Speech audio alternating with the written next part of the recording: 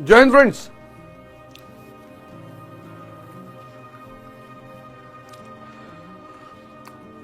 तो एक कंपटीशन की तैयारी आप कर रहे हो और एक कंपटीशन की तैयारी मैं कर रहा हूं। अब ये कहने की बात ही नहीं रह गई कि मास्टर तुम संघर्ष नहीं कर रहे हो तो तुम क्या जानोगे संघर्ष क्या होता है।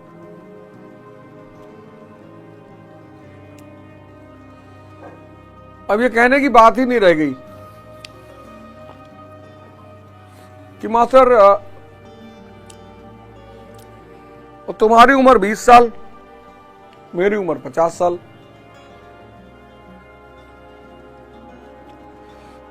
मेरे ड्रॉअर में है, मार्कर लिया। तो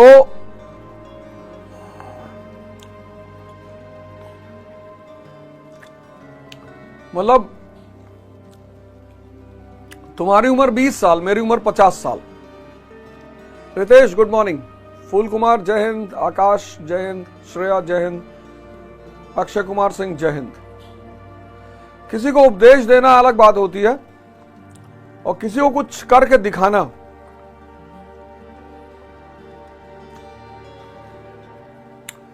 तुम्हारी उम्र 20 साल, तुम कमरे में बैठ के पढ़ रहे हो। मेरी उम्र 50 साल, मैं 14 घंटा घूम रहा हूं, लोगों से मिल रहा हूं, तरह तरह के लोगों से मिल रहा हूं और सीढ़ियां चढ़ रहा हूं, ऊपर जा रहा हूं, नीचे आ रहा हूं, सब कुछ कर रहा हूं।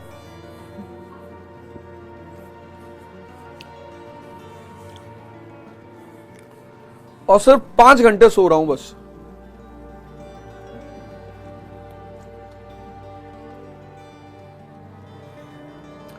हाँ रितेश, मुझे मैसेज मिल गया तुम्हारा, चिंता मत करो, मुझे मैसेज मिल गया, मुझे सबका मैसेज मिल गया। बहुत मैसेज आए यार। मैं अब सबको तो बुला नहीं सकता, मैं माफी चाहता हूँ। बहुत सारे, इतने सारे, मैं सबका धन्यवाद देना चाहता हूँ कि आप लोगों ने इतना प्रेम दिखाया है, पर मैं सबको तो नहीं बुला सकता, संभव ही नहीं है और जरूरत भी नहीं है। पड़ोसी मुल्क पे कब्जा थोड़ी कर रहे हैं, उसकी जरूरत पड़ेगी तो भी बुलाएंगे। लेकिन आप सब लोगों का बहुत बहुत धन्यवाद कि आपने प्रेम दिखाया है इतना। और उसमें से मैं 15-20 लोगों को बुलाऊंगा, वो मैं चेकलिस्ट बना लूंगा और मैं 15-20 लोगों को बुलाऊंगा।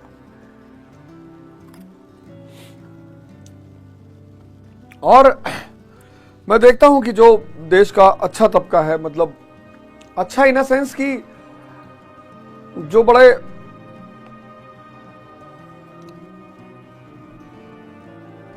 पब्लिक डीलिंग से अलग वर्ग है, जैसे डॉक्टर्स हैं, वो सीधे पब्लिक डीलिंग में नहीं है, उनको एक सम्मान मिलता है, रिस्पेक्ट मिलता है।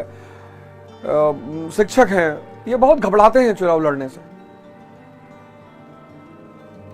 लेकिन आप बिल्कुल ना घबराएं, क्योंकि जनता, अब मैंने एक चीज देखी है कि जो लोग हैं, जो पटपटगंज की जनता है, वो बड़ा अच्छा, मतलब ठीक है, रिस्पॉन्स दे रही। जो लोग मिल रहे हैं कि टीचर के रूप में मिल रहे हैं, बाकी तो आगे आने वाला भविष्य बताएगा। तो मुझे अगर पटपटगंज की जनता अपना प्रतिनिधि बनाती है तो यहाँ के भारत के बहुत सारे शिक्षकों के लिए, बहुत सारे डॉक्टरों के लिए, बहुत सारे उन लोगों के लिए एक मिसाल बनेगी जो सोचते हैं कि राजनीति में आपको जनता समर्थन नहीं करती। एकदम करती है, बिल्कुल करती है। लेकिन मेन बात जो मैं आपको दिखाना चाहता हूं, आप सभी लोगों को जो मुझे देखते हो, कि ऐसा नहीं कि सिर्फ उपदेश देता हूं मैं, तुमसे ही कह रहा हूं लड़ो। देखो मैं भी लड़ रहा हूं। मैं रात में 3 बजे घर आया हूं, 7 बजे उठा हूं,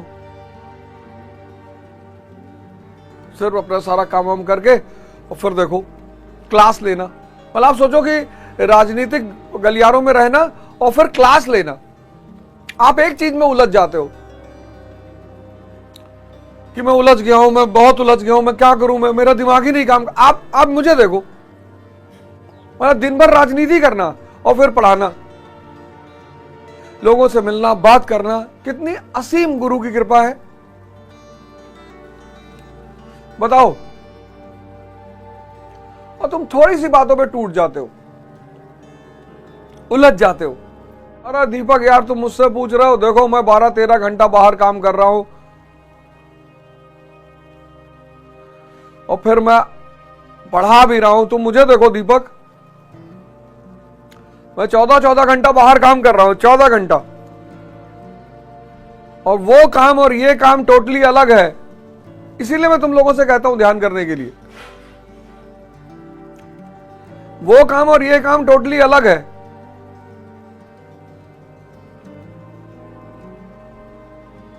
ध्यान करो, विवेक जगा लो। ध्यान करो, विवेक जगा लो। तुम्हारे जीवन में जितनी भी, इसीलिए शिक्षा का संबंध मानव से है। ये जो तुम परेशान हो रहे हो ना बाबूजी, इसकी सिर्फ एक वजह है, तुमने शिक्षा को समझा ही नहीं। आप लोगों ने शिक्षा का अर्थ ही नहीं समझा, बस इसीलिए परेशान हो। शिक्षा यार, अब मैं क्या बताऊं, अगर वो विवेक को पैदा कर दे तो चीजें दिखाई पड़ने लगती हैं, और जब चीजें दिखाई पड़ने लगती हैं तो उन्हें पढ़ने की जरूरत ही नहीं, क्योंकि जो दिखाई पड़ेगा उसका पिक्चर बन जाएगा, वो समझ में आएगा। जैसे कल मैंने तुमको पढ़ाई और तैयारी के बीच में अंतर बताया। जो अदृश्य को देख ले वो तैयारी, जो दृश्य को देख रहा है वो पढ़ाई। पढ़ाई यानी दृश्य दिखाई पड़ रहा है, तैयारी यानी अदृश्य दिखाई पड़ रहा है।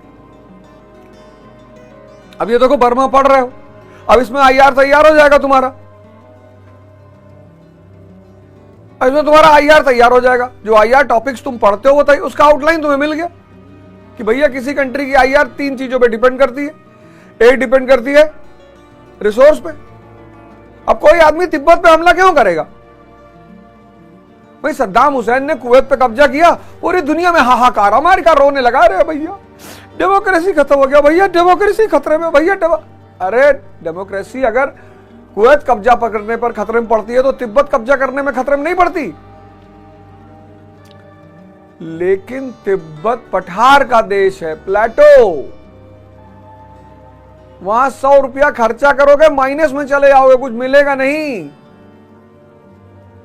लेकिन कुवैत में तेल का अकूत भंडार।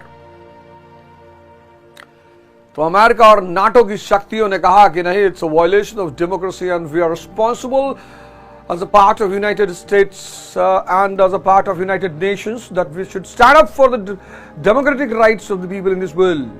भैया ले झगड़ा हो गया, पहला गल्फ वॉर हो गया, सद्दाम हुसैन को मारे सब पटक पटक के। तो पहला चीज क्या होगा? रिसोर्स। यार देखो, अब यही सब है समझने वाली बात। शिक्षा विवेक को पैदा करती, रोशनी जला देती है। तुम लोग इसको खोलने के चक्कर में ही नहीं हो, रटे जा रहे हो, पढ़े जा रहे हो, मजा आ ही नहीं रहा है। फिर आईआर का दूसरा आधार क्या है? लोकेशन, अफगानिस्तान। अभी तीसरा पॉइंट उस पर आऊंगा मैं। अफगानिस्तान की लोकेशन ऐसी है, उसका एक दरवाजा खुलता है रशिया की तरफ, एक दरवाजा चीन की तरफ, एक दरवाजा सेंट्रल एशिया की तरफ, एक दरवाजा भारत की तरफ। अब इतना इंपॉर्टेंट देश जो है, मतलब चौराहा है अफगानिस्तान। अफगानिस्तान चौराहा है, उस पर जो कब्जा रखेगा वो उस बाकी सारे दरवाजे पर अपना कब्जा रखेगा। फिर पॉलिसीज, अब अमेरिका हमारा नेचुरल अलाई है क्योंकि वो भी डेमोक्रेटिक कंट्री, हम भी डेमोक्रेटिक कंट्री है। तो अब जितना आईआर पढ़ो, ये 3 चीज चेक करते रहो, बस हो जाएगा तैयार। पढ़ाई यानी दृश्य, तैयारी यानी अदृश्य, बस बात खत्म। ज्योति पटेल पूछ रही है क्या कभी युद्ध खत्म हो सकते हैं? बिल्कुल खत्म हो। अगर इस दुनिया की पॉपुलेशन 20 करोड़ हो जाए टोटल तो खत्म हो जाएगा। क्यों? क्योंकि डिमांड कम हो जाएगी, रिसोर्स ज्यादा हो जाएगा। आज दुनिया में सबसे बड़ी चुनौती क्या है? पॉपुलेशन। डिमांड ज्यादा है, रिसोर्स कम है। जब भी डिमांड ज्यादा होगा और रिसोर्स कम होगा ज्योति, तो युद्ध होगा ही होगा। अभी कोई युद्ध टाल नहीं सकता, कोई रास्ता ही नहीं है, क्योंकि ये ज्यादा पॉपुलेशन कहते हैं कि सहारा में ऐसा हुआ, सहारा डेजर्ट में एक बात ये भी कहते हैं कि सहारा डेजर्ट में ऐसा हुआ कि जितने कार्निवोरस एनिमल थे वो मर गए, शेर, चीता उता ये सब मर गए। जब ये मर गए तो हर्बीवोरस बच गए, हिरन, ये जो हर्बीवोरस है, जिराफ, हाथी, इन लोगों ने उस एरिया का सारा वेजिटेशन खा लिया। वो क्या बन गया? मरुस्थल। युद्ध क्यों होता है? युद्ध का जो मेन मुख्य कारण यह है कि जब भी, आज तुम भारत में तनाव देखो, अपर कास्ट लोअर कास्ट तनाव, हिंदू मुस्लिम तनाव, आप क्या समझते हो? वो तनाव किसी और वजह से? डिमांड ज्यादा हो गई। 100 रोटी 1000 खाने वाले 10,000, तो युद्ध नहीं होगा बेटा। सारा खेल डिमांड और रिसोर्स का है। देखो बेटा, लड़ाई तो हो ही रही है दुनिया में अंशु, भयंकर सिचुएशन चल रही है, बहुत भयंकर। लेकिन तुम लोग घबराओ मत, मुझे देखो बस, तुम भी युद्ध में, मैं भी युद्ध में। युद्ध नहीं जिनके जीवन में, वो भी बड़े अभागे होंगे। तुम्हारी उम्र 20 साल, मेरी उम्र 50 साल। तुम 8 घंटा मेहनत करने में परेशान हो, मैं 13-14 घंटा कर रहा हूं।